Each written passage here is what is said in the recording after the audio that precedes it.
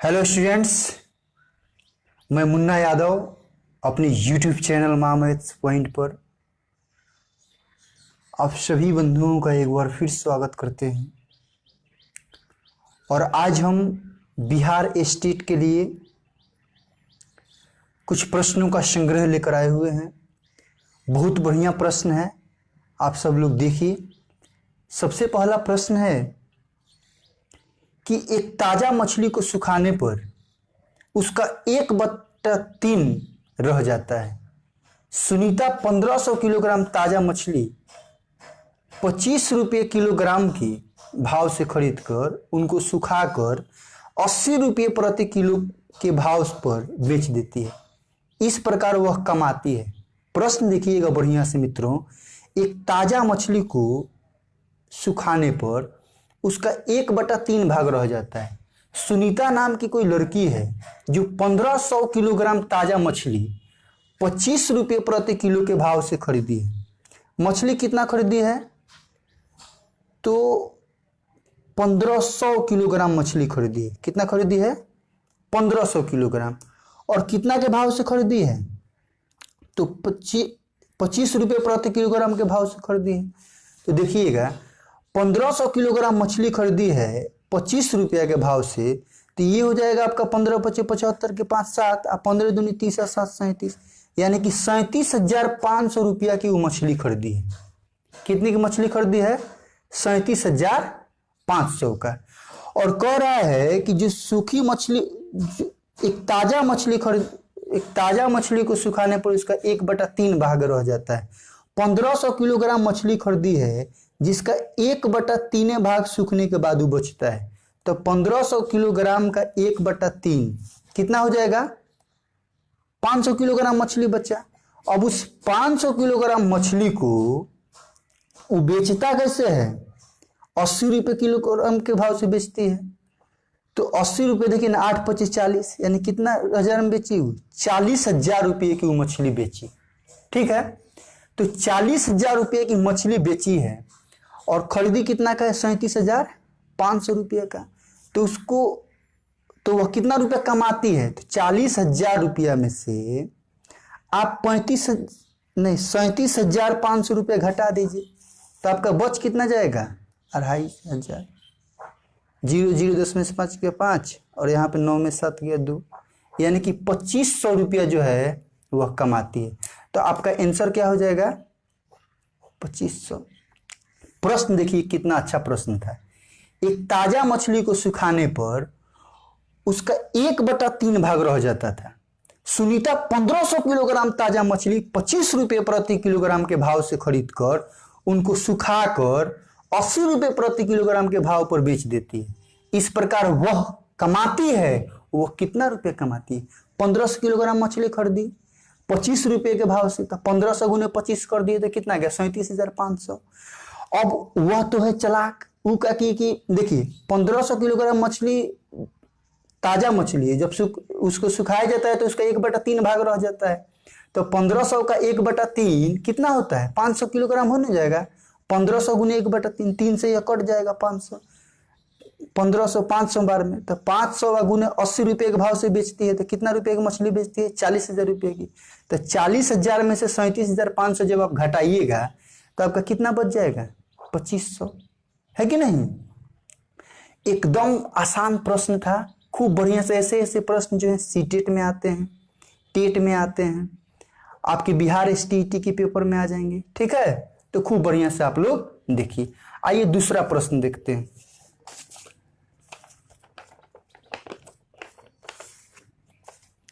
दूसरा प्रश्न है कि 3.1/3 में कितने 1/6 हैं? 3.1/3। देखिए, तो 3.1/3 को आप क्या लिख सकते हैं? तोड़िए इसको। 3 × 3 = 9 और 1 10/3 होगा ना, तो 10/3 लिख दीजिए। कह रहा है कि कितना 1/6 है, तो इसी को केवल पलट दीजिए। ये अंश बटा हर है ना, तो इसको हर बाई अंश कर दीजिए, 6/1 कर दीजिए। यह 3 से कितना बार में कट जाएगा? 6, 2 बार में। तो 10 में 2 से गुना कीजिएगा तो कितना आ जाएगा? 20, यानी कि 3.1/3 में आपका 20 1/6 है। कितने हैं? 20 1/6 है। आइए तीसरा नंबर प्रश्न देखिए।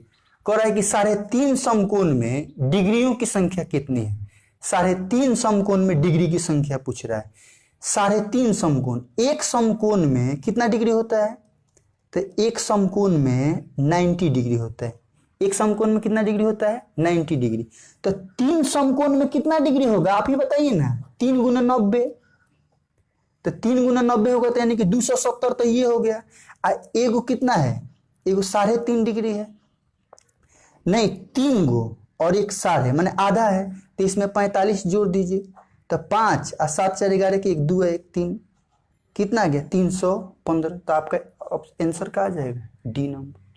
आसान है कि नहीं, बहुत भारी सवाल ये सब नहीं होते, एकदम आसान आसान प्रश्न है। तो आइए इसके बाद हम चौथा नंबर प्रश्न देखते हैं। चौथा नंबर प्रश्न एकदम सेम टू सेम ऐसा ही है। कह रहा है कि संख्या 1 2 3 4 5 में 3 के स्थानीय मान तथा अंकित मान में अंतर है।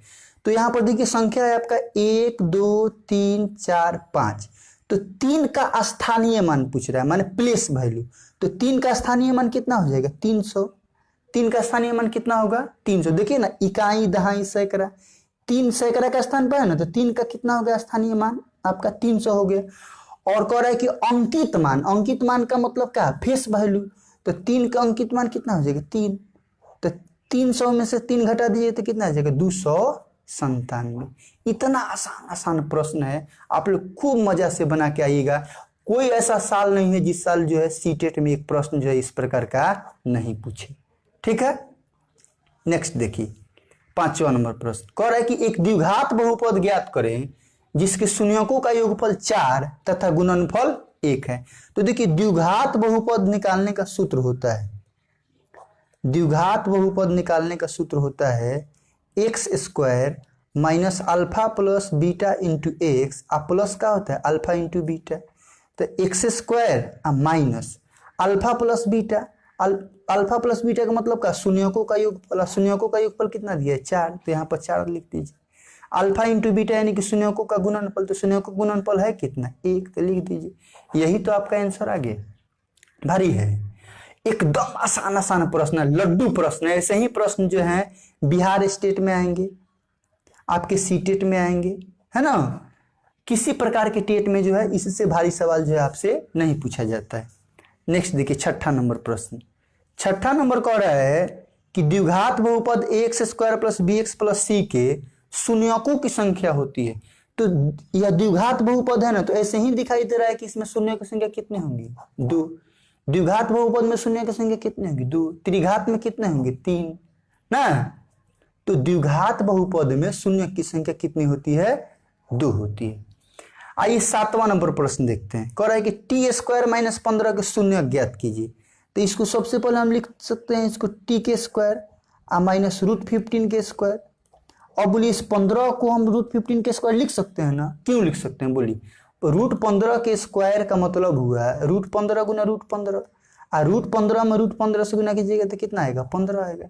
तो अब तो ये आ गया a² माइनस b² का सूत्र पर। तो सूत्र क्या होता है a plus b into a minus b, आ गया कि नहीं। अब इसी को 0 को बराबर कर देंगे, तो t प्लस √15 बराबर का आ गया 0, तो t बराबर का आ गया माइनस √15। t माइनस √15 बराबर यदि 0 है तो t बराबर का आ जाएगा √15। भारी है। ऐसे ऐसे प्रश्न जो है आपके बिहार स्टेट के पेपर में पूछे जाते हैं, एकदम आसान आसान प्रश्न। आइए 8वां नंबर प्रश्न देखिएगा। 8वां नंबर प्रश्न है कि 156 के अभाज्य गुणनखंड में 2 का घात क्या होगा। तो 156 का आप गुणनखंड निकाल के देख लीजिए। 2 से कितना बार में कटेगा 78 बार में, 2 से कितना बार में जाएगा 39 बार में, उसके बाद 3 से कितना बार में जाएगा 13 बार में। तो यहाँ पर 2 कितना बार आया देखिए ना, 2 बार आया है ना, 2 कितना बार आया है 2 बार। तो यहाँ पर गुणनखंड 156 के अभाज्य गुणनखंड में 2 का घात कितना हो जाएगा 2, यानी हमारा आंसर क्या हो जाएगा बी नंबर है। आप लोग आंख मूंद के कुछ भी मार के मत आइए, प्रत्येक प्रश्न को आप लोग कॉन्सेप्ट के अनुसार बनाइए। तीसरा नंबर प्रश्न कह रहा है कि निम्नलिखित में कौन अपरिमेय संख्या नहीं है। देखिए यहाँ पर नहीं है, यहाँ पर देखना है। तो √2/3 तो ये अपरिमेय संख्या है, पाई भी अपरिमेय संख्या है, देखिए रूट लगा हुआ है ना, यहाँ भी √7/√13, यह भी अपरिमेय है। लेकिन अब जब ये 3 गो अपरिमेय संख्या है तो यही अपरिमेय संख्या नहीं है। देखिए कैसे, तो 3 गुने √27 को आप क्या लिख सकते हैं, 9 3 27, 27 को आप लिख सकते हैं ना √9 × 3, तो 9 का वर्गमूल कितना हो जाएगा 3, तो 3√3। अब बटा इस 48 को लिख सकते हैं 16 × 3, यानी कि 16 का वर्गमूल कितना हो जाएगा 4, 4√3, √3 से √3 कट गया तो कितना आ गया 9/4। जब 9/4 आ गया तो इसका मतलब है कि यह कौन संख्या है, यह जो है अपरिमेय संख्या नहीं, यह परिमेय संख्या है। 10वां नंबर प्रश्न कह रहा है कि पाई किस प्रकार की संख्या है, तो 1 नंबर में दिया है परिमेय, 2 नंबर में दिया है अपरिमेय, 3 नंबर में दिया है पूर्णांक और डी में दिया है इनमें से कोई नहीं ना। तो पाई किस प्रकार की संख्या है, तो पाई एक अपरिमेय संख्या है। पाई कैसी संख्या है, एक अपरिमेय संख्या है।